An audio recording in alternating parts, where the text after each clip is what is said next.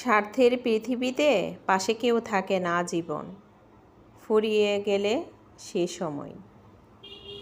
স্বার্থটা যখন মানুষের ফুরিয়ে যায় তখন আর দেখবেন মানুষকে আর কাছে পাবেন না। আসসালামু আলাইকুম, সবাই কেমন আছেন? আমি নূপুর চলে আসলাম ছোটো একটি রান্নার রেসিপি নিয়ে। আর আজকে আমি এখানে দেখেন কি রান্না করছি। আর এখানে ছোটো ছোটো পুঁটি মাছ আর সাথে দিয়েছি কিছু নলা মাছ। এই মাছটাকে আবার বাটকি মাছও বলে, নলা মাছও বলে। যেই অঞ্চলে যেই মাছের নাম সেই মাছ তো বলতেই হবে।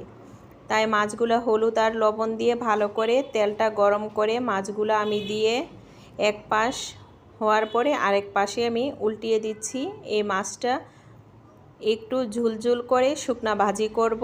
আর এই মাছটা কিন্তু খেতে অসাধারণ লাগে। আর এমনিতেই পুঁটি মাছ যখন আমরা ফ্রাই করি খেতে কিন্তু এমনি খাওয়া যায়। আর এই যে দেখেন মাছটাও ভাজা হয়ে গেল।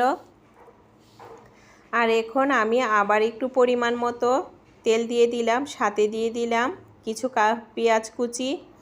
পেঁয়াজটা ভালো করে ভেজে তারপরে দিয়ে দিব আমি পরিমাণ মতো লবণ। আর সাথে দিয়ে দিব এখন 2টা কাঁচামরিচ, সাথে তারপরে দিব রসুন বাটা, পেঁয়াজ বাটা।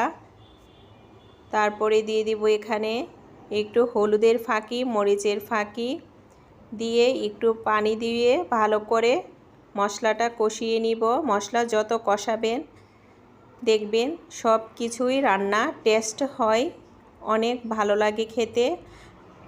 বিশেষ করে মশলাটা ভালো করে কষাতে হয়, না হলে দেখা যায় একটা গন্ধ আসে, মশলার কাঁচা গন্ধ। আর এই যে দেখেন ভালো করে যখন আমার কষানোর পরে আমি এখন মাছটা দিয়ে দিচ্ছি।